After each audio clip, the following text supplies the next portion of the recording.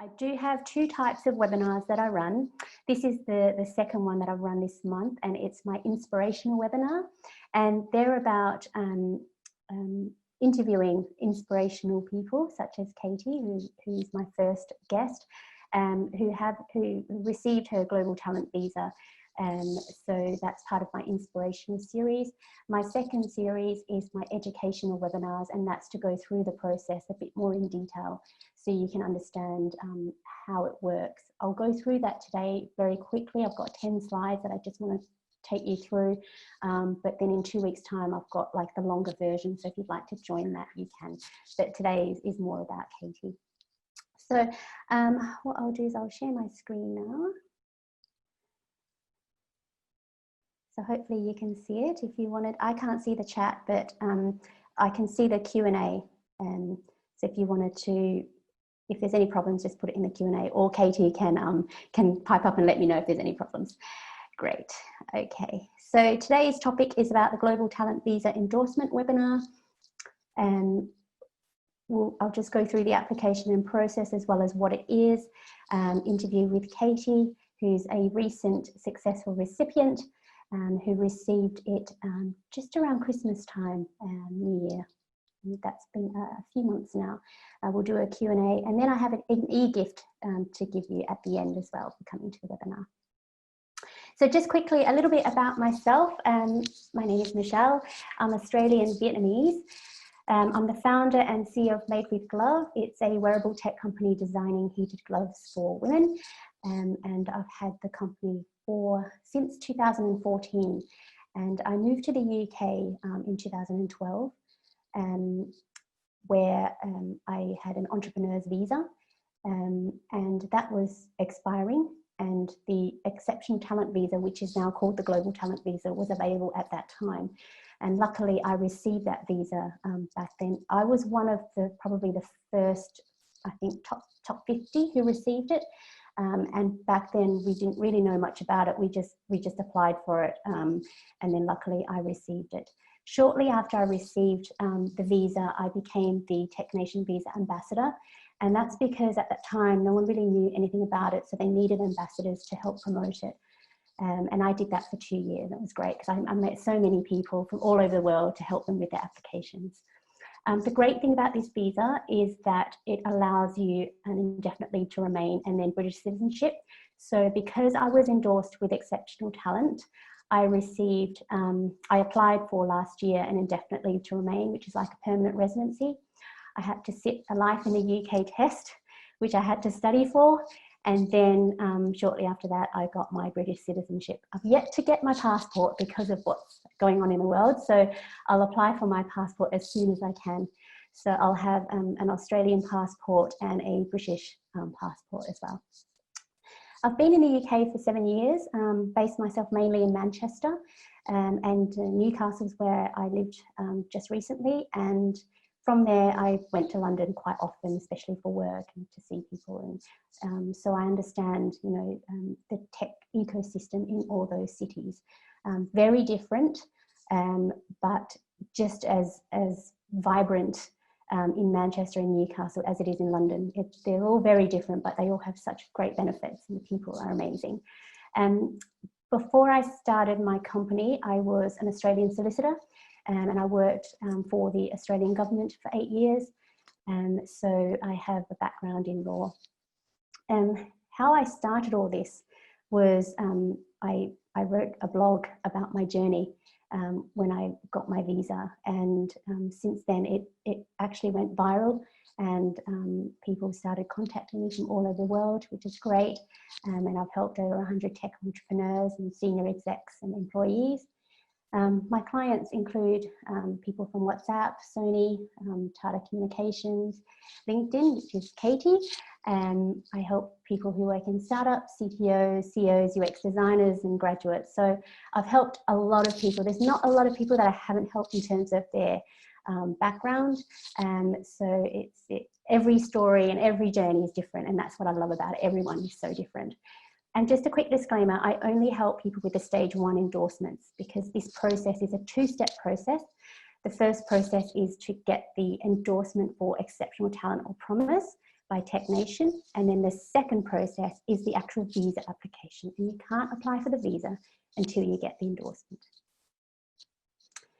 Okay, so firstly, what is the Global Talent Visa?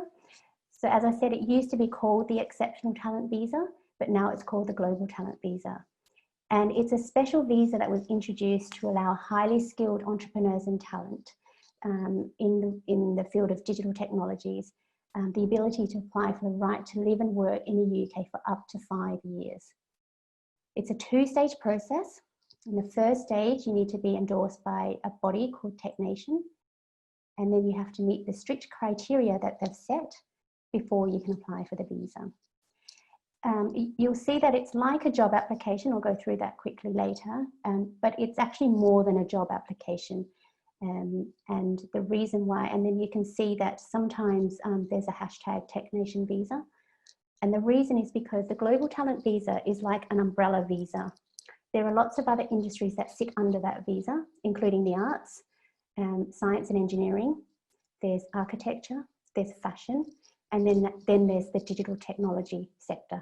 So that's why TechNation visa is specifically for digital technology sector, and TechNation are the endorsing body. And the benefits of this visa, and this is one thing that is very lucrative in terms of, that's why people want to apply for this visa, because a lot of visas out there are very restrictive. Whereas the Global Talent Visa is quite flexible. It gives you freedom to live and work in the UK for up to 5 years. The only thing is you have to still work in the digital technology sector because this is the TechNation visa. As I said, you can apply for an indefinite leave to remain and British citizen as a result. So for me, after 3 years, I was able to get settlement here, and that's very quick, considering I think there are other ways you can get indefinite leave to remain or British citizenship, and that's like I think 5 years or 10 years of living here. So this is a quicker route. You can also bring your dependents with you, and they just come under your visa. You just have to pay the immigration health surcharge, which is quite expensive. You can also register a UK limited company. I've got some students who are on a tier 4 visa, and part of their visa, they can't start a company if they want to start their own tech startup. So this visa allows them to do that. You can also work for a tech company without the need for a company sponsorship. And this is the lucrative part about it, because a lot of people come over on an ICT visa, which is sort of like it's like a transfer from your own company over to the UK, and you can continue to work for that company. But there's an expiry date, and you have to go back to your own country after the visa expires. So this Global Talent Visa stays with you. Wherever you go, the visa stays with you, so you don't have to ask that company to sponsor you. Company sponsorship is expensive, and it takes ages for them to get you on the system and hire you. So this is the best thing about the visa. It's very cost effective as well. I'll go through the cost of getting this visa. It's quite cheap actually. When I applied for the indefinite leave to remain and citizenship, I mean, I paid thousands. This is not even thousands, this is hundreds. So that makes a big difference. Quickly, the stats of getting this TechNation visa. Most of the applicants are from America and India. We've got a couple from Nigeria, Canada, Russia, and Australian, of course. But there's not a lot of us, but it's mainly USA and India that apply and are successful. The endorsement rate kind of changes. It sort of sits around the 50 to 60% mark. So, for example, 1 in 2 applications are unsuccessful. And in the last, this visa came out around 2014, but not a lot of people started applying until 2016. And since then, there's been just over 1,000 successful recipients, which isn't a lot. The reason is because before March of this year, they capped how many people they can endorse. And it used to be 200 per year. And that's not a lot. But since March this year, they've released this cap. So anyone can apply, obviously, but anyone can also be accepted and endorsed. And that's huge. We didn't know why there was a cap, because obviously the tech sector needs a lot of tech talent. And by capping that, kind of reduces the ability for the tech sector in the UK to grow. So that's good news. So just in 2017, there were 450 applications, and with an endorsement rate, I think was about 68% at the time. So you can see it's roughly half, about 200-300 people. And then in 2018-19, there was 650 applications. And I think the reason is because they did a lot of heavy promotion as well. And then so far this year, there's been about 950 applications. Right, so just looking at who's eligible to apply, because it's not available to everyone. This is available in the Tech Nation visa website. There are two types of people that can apply with different skills, and the first one is the technical skills, and the second is business skills. And just looking at the stats before this webinar, it's mainly people with technical skills that apply and get accepted, but it isn't to say that, you know, if you have business skills, don't apply, still apply. It's just the stats say that majority of people have, you know, a tech background that apply and they get it. It's just the stats. So if you have a look at that list, see if you fall in that list. And if you don't fall in the list, don't worry, because I mean, Katie had an issue when she tried. It's like, I don't fit in it, but just pick one that's closest to, because it's the tech sector grows so quickly and they don't know every single job that's out there. So just pick something that's closest to, and then explain your experience. This is new, where they've put, you know, those people who aren't considered suitable, and Tech Nation bang on about this a lot, and that's people that work in consulting roles. So if you work for a company that consults for clients, they generally don't consider those types of applicants suitable. So if you're working as a consultant in an agency or in one of those, you know, tech companies, I get a lot of questions about companies such as Cognizant, Capgemini, because a lot of tech people come out of those companies. That's a grey area, and I think we need a separate conversation. Their default is no, but just have a chat to me, because I've put through some applicants that are consultants. Well, Cognizant seems like a consultancy, but it's not if you explain what you actually do. So yeah, it's a grey area.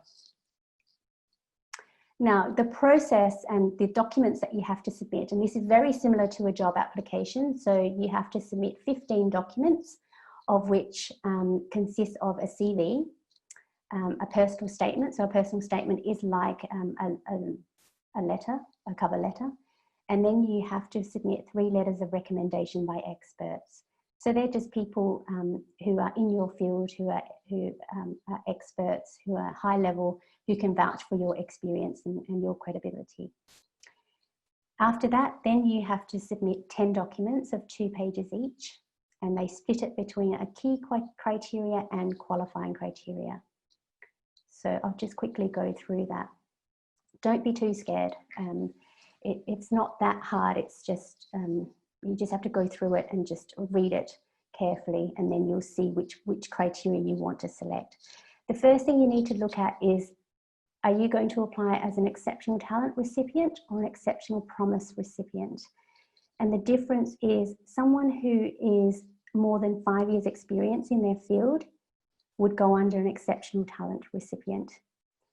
And someone who's less than 5 years experience in their field would tick the exceptional promise category.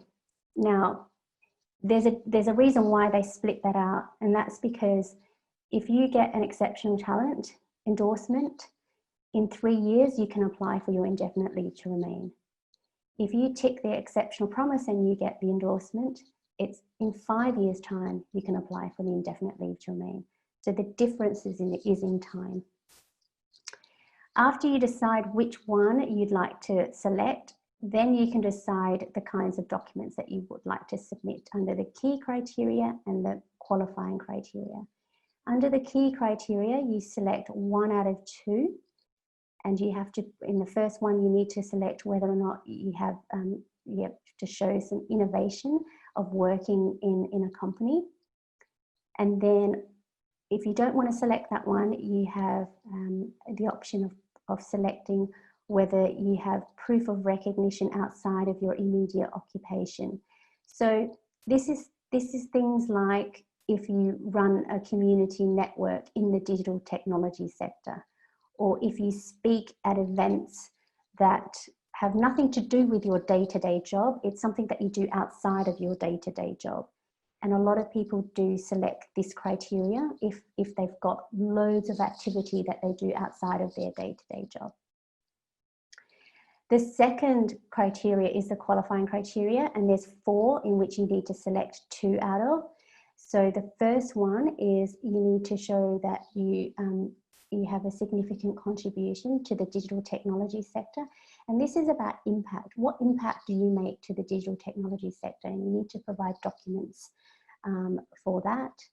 You need to show either you're a leader or a potential leader in the digital technology sector, or you can provide proof that you have continuous learning in the digital technology sector. And that's stuff like certifications and degrees, courses that you've done, and you just need to show documentation on that. Or you can select that you've made contributions to the academic sector. So if your product is research orientated and you work with a university and you work with a professor, then you show proof of that in the form of a letter from the professor to say that you've contributed to his research by developing your technology. So those are the 4 qualifying criteria that you need to select, and you only need to select 2 out of the 4. So you just go through each one to see what kinds of documents that you can select that particular criteria from.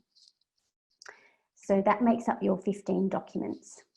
And then the process, because this is only just the stage 1 process before you apply for your visa, if you do get the endorsement, within the stage 1 process, you need to apply to the Home Office, and the Home Office is where you pay and you register online and tell them that, yes, I want to apply for this visa or this endorsement, and that's where you pay. And the amount you pay is only £456. And once you pay at the Home Office, then you upload all your documents to TechNation. And that's where all your 15 documents are uploaded onto their online portal. That takes a good, I think, about half an hour to an hour to do, because there's so many questions that you have to go through and fill out. And then what happens is it takes about 8 weeks for them to come back to you. It says up to 8 weeks. You can get a decision in 2 weeks, 4 weeks, 6 weeks. They just give you the time of 8 weeks.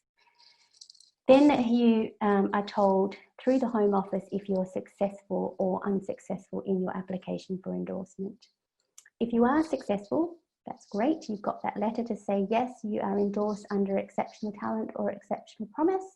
And then you go and apply to the Home Office, and this is your visa application. So this is the proper application where they do a criminal record check and everything about you. So this is the serious part.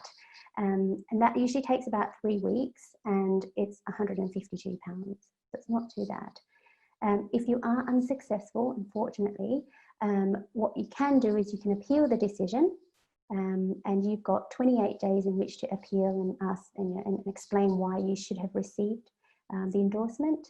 You've got 28 days to do that, and then they have 28 days to come back to you. Now, if you are successful, that's great. You go to stage 2 to apply for your visa. If you're not successful though, what you can do is have a look at the feedback that they've given you, and then you can resubmit and reapply either straight away or later, depending on what feedback they've given you, and you can redo and restructure your application. And Katie can go through that with you as well. She's gone through this whole process. Yeah, so I think that gives you a quick snapshot of the whole process. And I think it's a journey. I've been through that journey. Katie's been through that journey, and it has many benefits and advantages. It is challenging, but you come out the other way really reflecting on your whole career, on your whole professional outlook, what you plan to do in the UK, and where do you see yourself in 5 years' time? Because it forces you to think about those things as well, because you have to actually explain to the assessors what your plans are in the UK. And yeah, having gone through the process, I'm so glad I have. I feel like I've become a much stronger and confident person as a result of getting this visa. So I'll leave that now, and we'll go and talk to Katie about her journey. Katie, are you able? Oh, great. I'll just stop sharing. Hello. Great. Can everyone see Katie? Just have a look. Yes, Vicky. Thanks, Vicky. Great. So I hope that, I don't know if that would gave you back some yeah. Poor Katie's been through the process of a little bit of visa PTSD, but it's fine. Great. Okay, so Katie actually works for LinkedIn, and I was introduced to Katie by her mum actually, and her mum was looking for this visa too.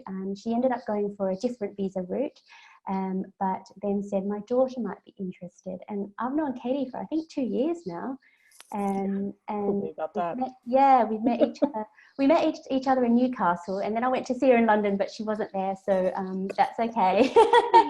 But hopefully after this this pandemic, I'll be able to get to see you again in London. But yeah, let's have a chat, and I just wanted you to explain your background first. Sure.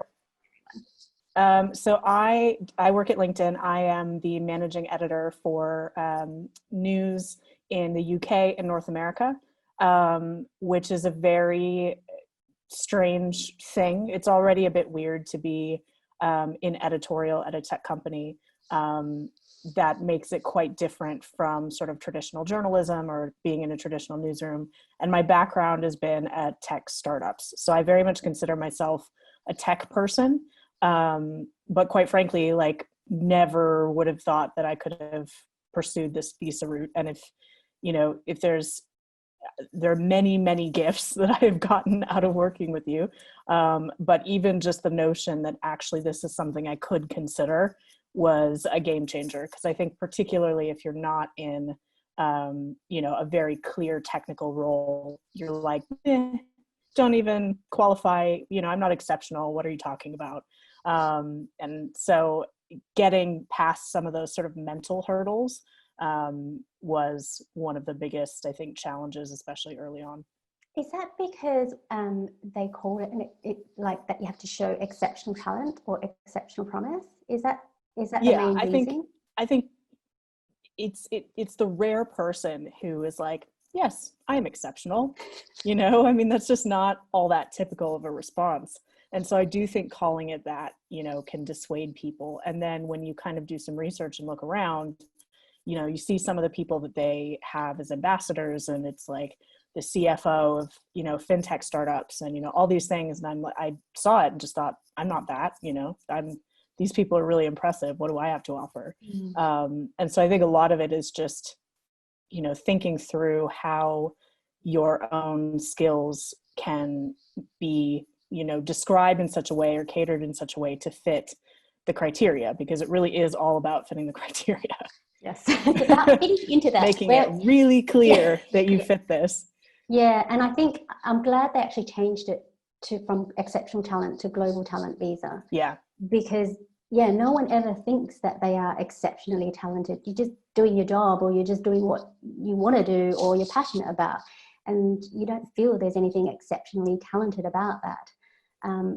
But for me, what I did was I looked at my achievements to get me in that mind frame, so that I can say, right, okay, does that fit the criteria?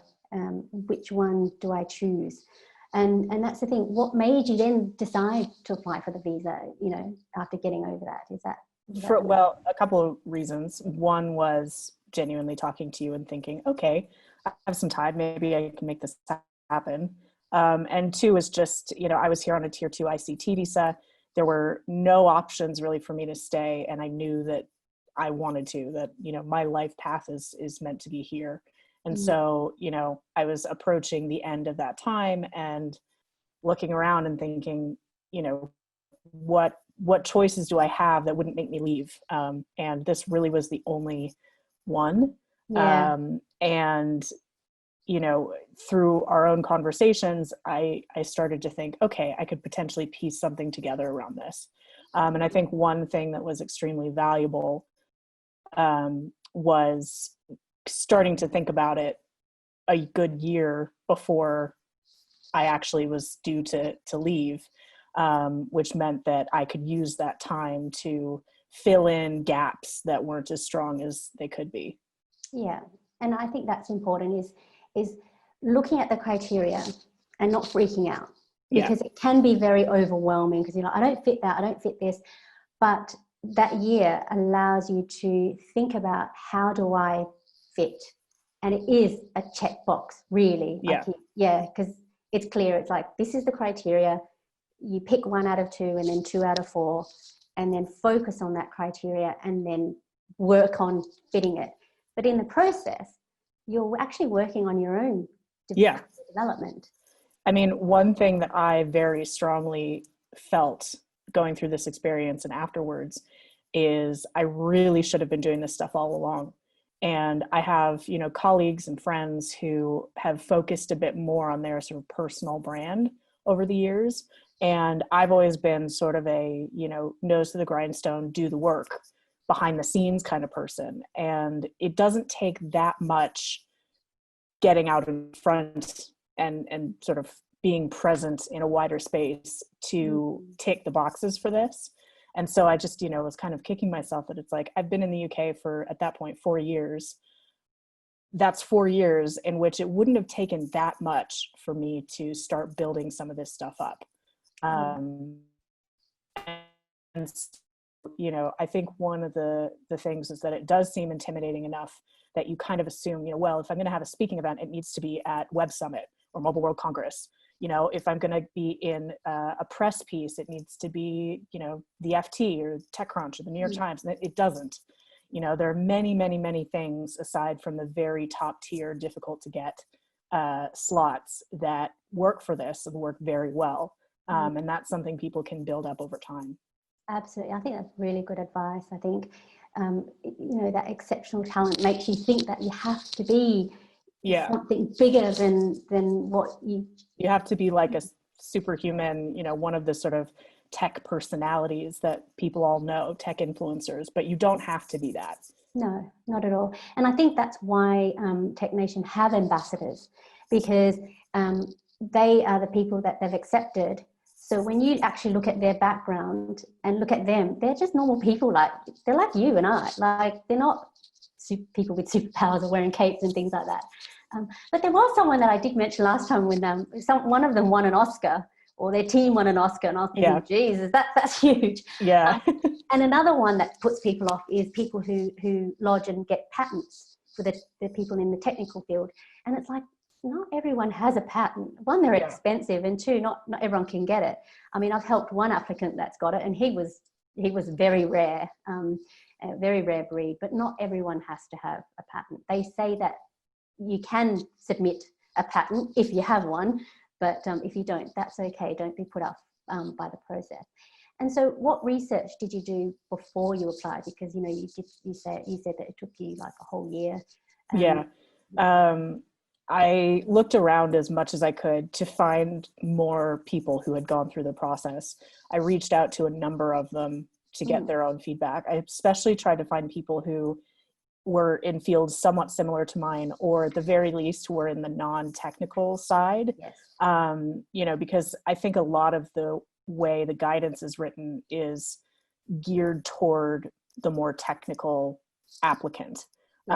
It's a bit more clear cut, you know, how people can fit into some of those categories.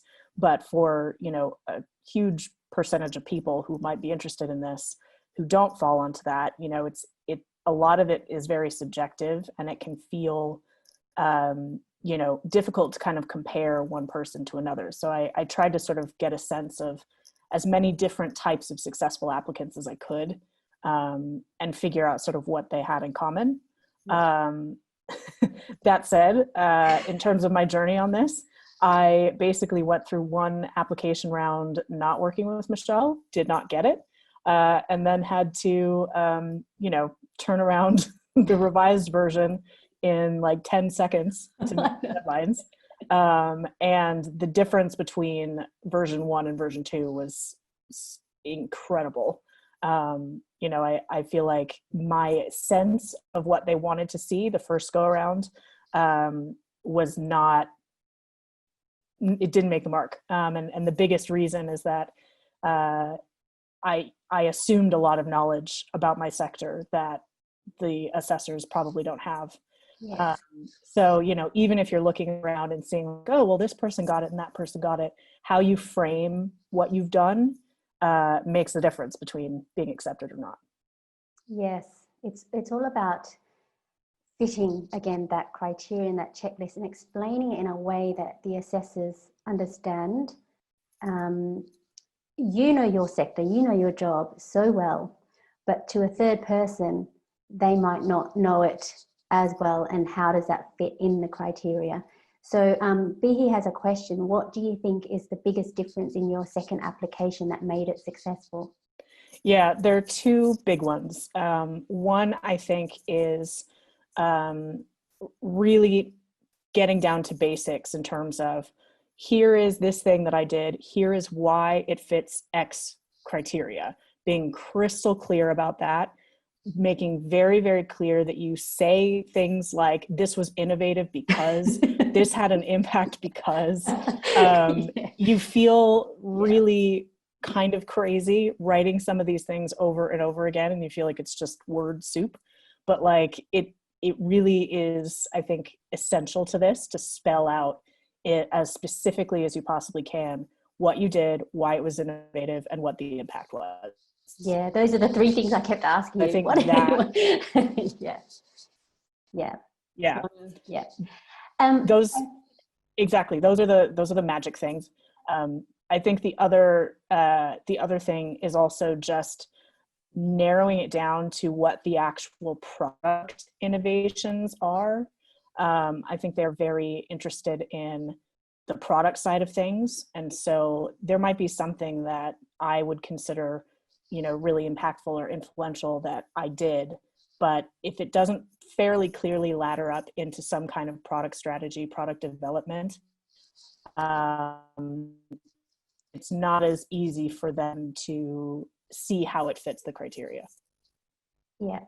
And in terms of your first and second application, I think adding to Biki's question is the feedback, because I think, when you apply the first time, and then if you're unsuccessful, the feedback then either allows you to make the decision whether or not to appeal the decision, or, accept the decision and then do a whole brand new application and resubmit. And what we did with Katie was we didn't appeal at all, mainly because we didn't have any time. Katie's current visa was actually expiring. So to appeal, we'd have to wait 28 days for the assessor to come back to say yes or no. And we didn't want to risk a no for Katie to then spend more time and then her visa was expiring. So we said, right, let's not appeal. Let's use that 28 days to redraft a whole new application. So so what was it about the feedback?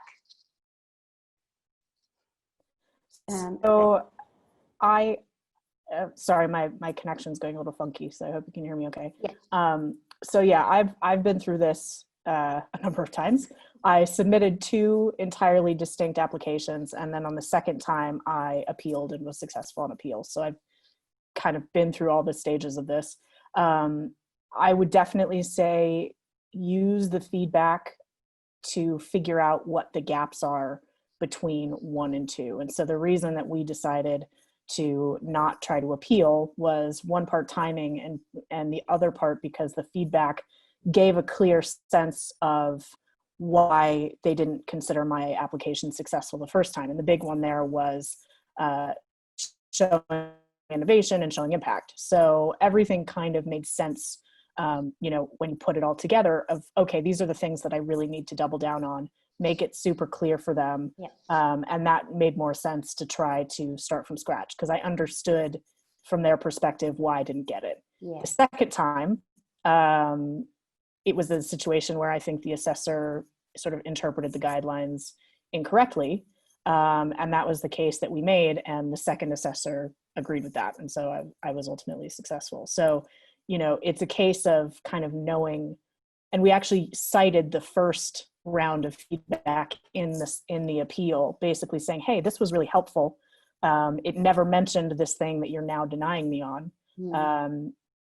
So, what's the deal here, essentially? And I think that helped, sort of convince them. Yeah, I think that's important. And a lot of people, I mean, there's a 50 to 60% success rate.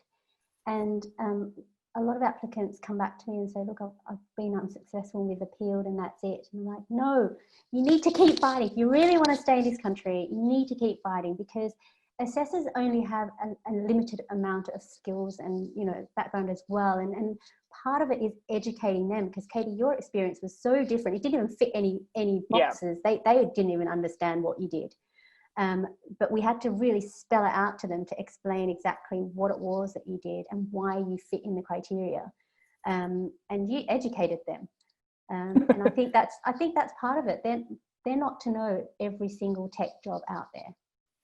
They might, we don't know every single tech job. So it's up to us, it's up to the applicants to put it out there and to explain in detail, exactly what it is. I think you have to assume that the assessor is going into it blind and that they don't know about your sector or your particular role. Yeah. You can't assume that there may be the understanding there, because you have no idea who's taking a look at this. Yeah. So, even if it feels, especially, quite frankly, if you are considering applying for this visa, you probably have fairly deep subject matter expertise. So there are going to be things that you put down that you feel like, well, who wouldn't know this? But don't assume that they know it. Yeah, you can't assume anything. And sometimes they think they know it, but you have to explain it nicely that no, they're wrong. You're wrong. Sorry, Bihi's just asked, you kind of have a corporate role at LinkedIn, but the guidance says that corporate roles are generally not eligible. What's your take on this? My role is weird. That's why I said it's gray. Yeah. So I work for a corporation, certainly, which is, what they don't want is people who are applying just to, do their day job.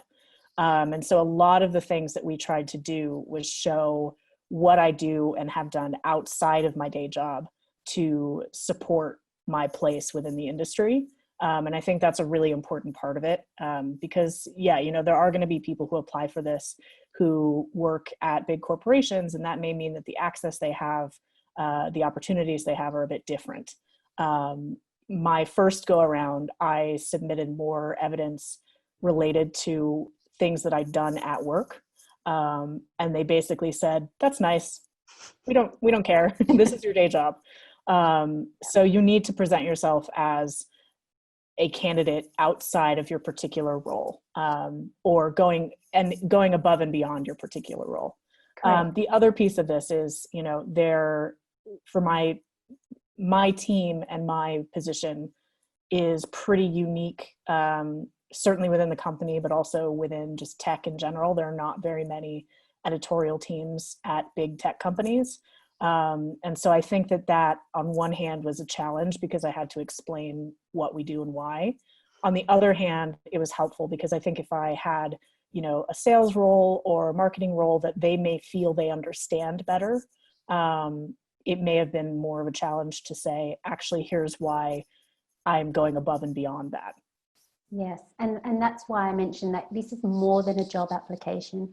It's, yes, show examples of what you do in your paid job, in your day-to-day job, but because this is an exceptional talent visa, they want to see how you add value to the digital tech sector outside of your day-to-day job, because part of this whole Tech Nation, their remit is to grow the UK tech sector, and they need people like us to do that, not only in our job, but also outside. We come out of our jobs and just go into the community and build that, because that's the only way it's going to grow. Yeah, I can say with absolute certainty, if it weren't for the things that I had done outside of my job, I would not have gotten this. Yeah, Okay. I've got two questions. I don't know if they're asking me or you. I think it's me. You were in the UK for 4 years prior to this visa.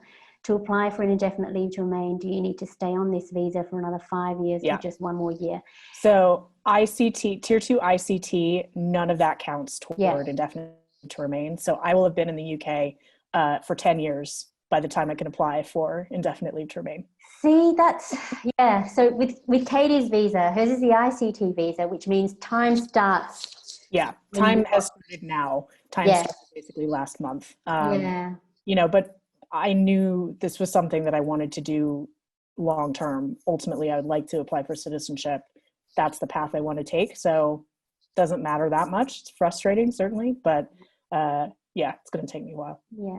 In my case, though, I had an entrepreneur's visa, which is now not available. It's called the innovator's visa. And that visa actually allowed me to switch to the global talent visa, but use that time that I had already had in the UK. Tier 2 general does as well. Yeah. So some visa types you can do that. ICTs, that's the tricky one. But yeah, just double check the visa. I mean, I'm not an immigration solicitor. I'm not giving any immigration advice, but that's something that you need to check with your immigration solicitor. So yeah, in our experience, Katie had to start from the beginning, and then I was able to add mine. So Art is asking, what type of documentation would demonstrate significant contribution or impact, and provide examples? So this is the impact one, and we had a few problems with this one, only because it's like, how do we show impact? Yeah, impact was tough for mine for a few reasons. One, because it can be difficult to quantify editorial stuff, but two, because I work for a corporation, there are an awful lot of stats and metrics and things like that that I just could not share because it was proprietary information. So you kind of have to play a bit of a, weird game to gather the things that you can. But I think the more metrics that you can point to, the better. If you do have a way of saying, I did this thing, and so that grew sales, users, whatever, by X percent, that's going to help a lot. So sort of throw in as many of those stats as you can find. Also, this was something that I had not even considered before working with Michelle, which is actually using your evidence, creating documents that are, graphs, charts, images, diagrams showing planning, and then explaining the impact, explaining what you did around that. The first go around, I kind of thought that all the documentation had to be sort of external. So either, a press article or a video or a testimonial from someone, but you can actually submit essentially work product and then explain why that matters around that. And I think that also made a huge difference. Yeah, because you've only got 2 pages. There's not a lot of room to put your everything in, so you pick the relevant bits, your work, and then explain the impact. And if you have to create it to show what you mean, then by all means do so. Another way you can show impact is through a letter of support. So we talked about letters of recommendation by experts, and that's something that you have to do as part of your application anyway, 3 of them. But letters of support is evidence that fit under the criteria. And they don't have to be by experts. They just have to be by someone who can vouch for you and your work that you did and the impact that you provided. So, your line manager or someone that saw the impact of your work to say, so-and-so did this and this was the impact of their work. That is a piece of evidence as well. So out of the 10 pieces of evidence, you can provide letters of support as part of that. I would probably submit about 4 letters of support. You don't want to load up your application with too many letters.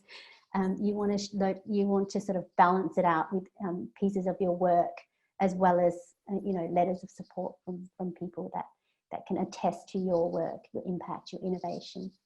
So that's quite interesting. I'd also say with the letters of support, make it very clear what the purpose of those is. They should be different from the letters of recommendation. It's much less about this person is really great and they would be an asset to the UK. It's more about this person did this work, here was the impact of this, you know, here's why it matters, etc. So I think being very clear about which is a letter of recommendation and which is a letter of support is important. And another thing that I didn't do the first time. Yeah, because it's just looking at the criteria. We had to look at the criteria and how do you fit it? How do you, you know, fit that criteria? So have a letter of support that only talks about impact, that only talks about innovation. So that's another thing is just doubling down and focusing on that. Experts. So we talked about the letters of recommendation and support. So experts, it used to be when I applied, it was 2 letters from experts, and now more recently it was 3 letters from experts, and that's really hard.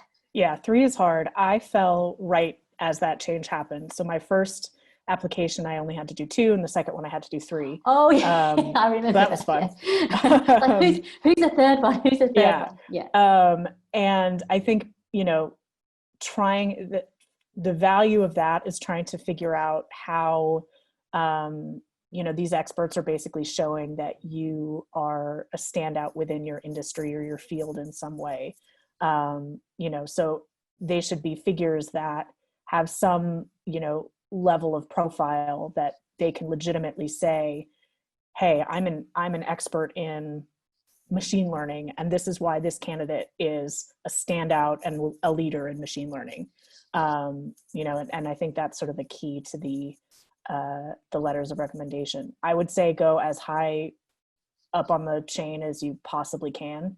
You know, find people who are truly leaders in their fields, which I think is very tough, and 3 is particularly tough. 2 is manageable. 3 is like, who's that extra person? Exactly. You know, I think if you have, like, you know, professors from universities or things like that, that's a good option. If you know, are tight with C-suite leaders, you know, maybe you worked at a startup and so you want to get that startup founder, you know, things like that they do actually know you. So they, you know, they can genuinely weigh in on what you're doing. But title matters, and, you know, hierarchy matters for these. Yes. So title, hierarchy, and definitely public facing profile. Yeah. And that's the key. I think, you know, people can be C-suite and they're high up in their job, but they don't have a profile out there. If you Google them, what will you find? And if it's nothing, it's like, oh no, they're not an expert. They're great at what they do in their day-to-day job, but how is it that they are an expert other than working 20 years in their job? But TechNation are very specific about this expert and who it is. So it's really, digging deep and Googling. I've Googled so many experts, and the things that I find are quite interesting. I find things that they didn't even know about, to tell them that add that in, because a whole paragraph of the letter of recommendation needs to be about bigging up that expert and why are they an expert. And I think some experts are a bit shy, but you just have to do it because it's part of the process. And also the reason is because assessors don't know you. They can only rely on your experts to say how great you are. So they're also assessing your experts. And luckily, they may not know the experts. Exactly. You know, if you're lucky, it's maybe a name that they've heard of, but probably not. So they're just basing it on the you know, summary of their own achievements that is included in the letter. Yeah. I have another question. Providing proof of contracts could be useful, and the problem is contracts are much longer than 2 pages. You didn't provide any contracts. I didn't have any, but I think just copy and, you know, screenshot or scan in different sections. Yeah. You know, rather than try to do the whole thing or make it really, really small. Yeah, remember we tried to fit in like 4 pages in 2 documents and stuff. Yeah. 2 pages. Also make things landscape instead of portrait, because you can get a lot more space out of it. I'm glad you learned that off me. Yes, make everything very heavy trick. Yeah.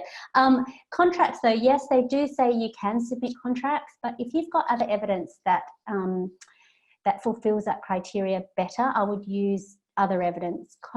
I would rather use a letter of support over a contract, unless your contract is like really impressive, that shows amazing bonus, commission, salary. It doesn't really add that much other than this is what you do, and you provide that in your CV and your personal statement anyway.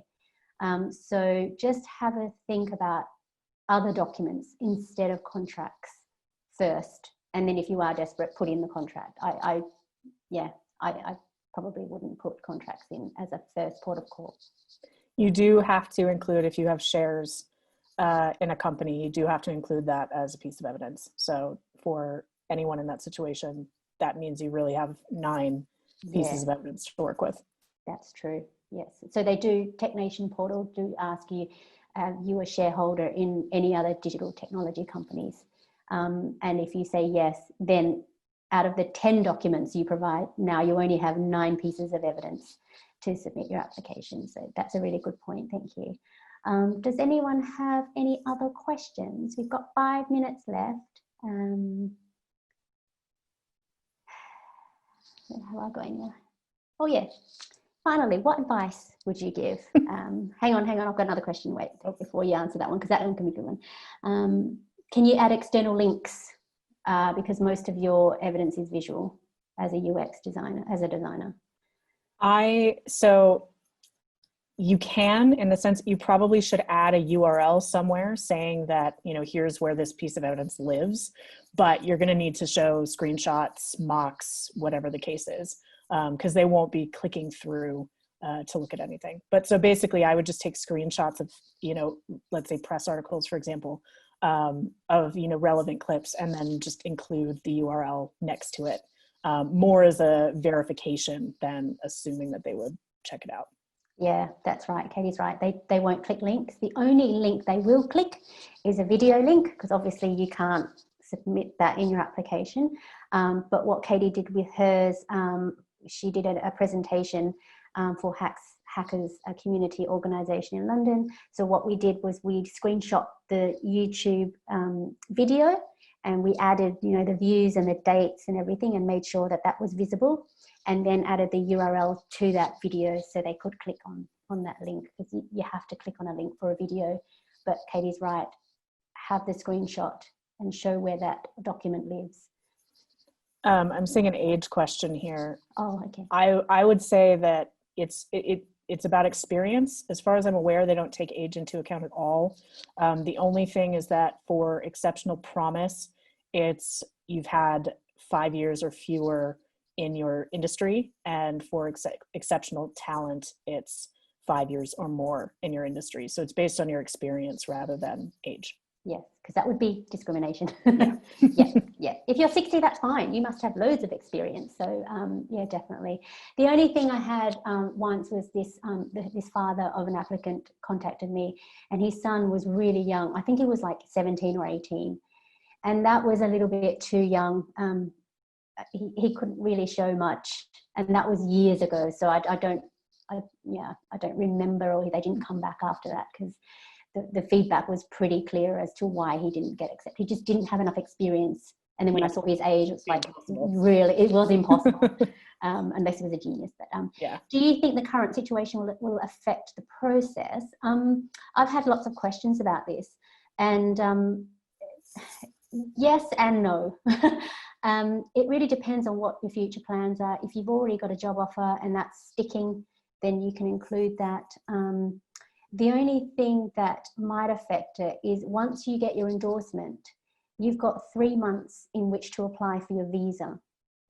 And the current situation is if you're in another country and you've got the endorsement, and then we're on lockdown, and that causes the endorsement to expire before you apply for your visa, then there's something on the Home Office guidance to say that once it expires, it's now TechNation needs to reconsider and let you know what will happen.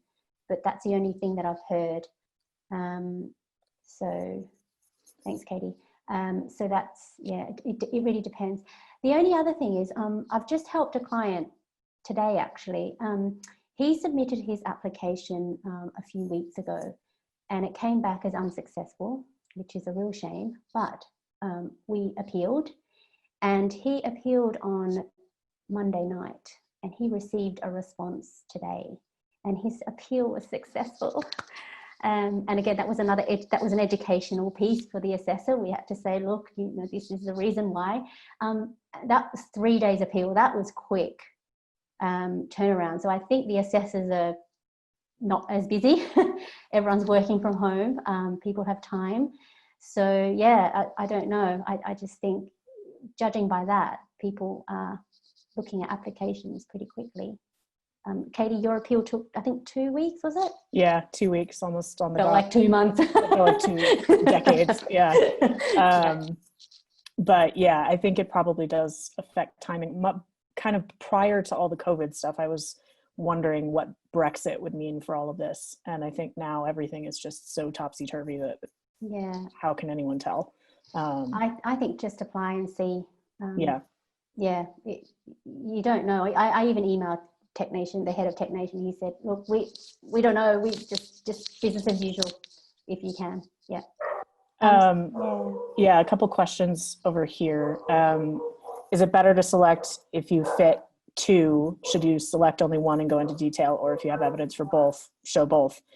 Pick your things and do those. So like if you, let's say you meet 3 of the 4 qualifying criteria categories, pick 2 and just do those 2.